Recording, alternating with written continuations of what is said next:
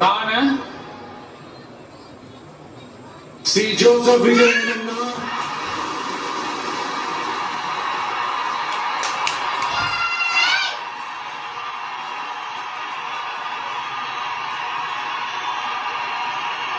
சட்டப்படி அமைக்கப்பட்ட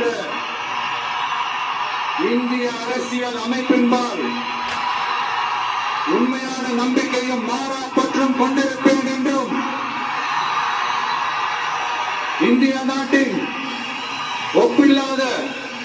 முழு முதல் ஆட்சியையும் ஒருமையையும் நிலை நிறுத்துவேன் என்றும் தமிழ்நாட்டு அரசின் முதலமைச்சராக உண்மையாகவும் உளச்சான்றின் படியும் என் கடமைகளை நிறைவேற்றுவேன் என்றும் அரசியல் அமைப்பிற்கும் சட்டத்திற்கும் இணங்க அச்சமும் ஒருதலை சார்பும் இன்றி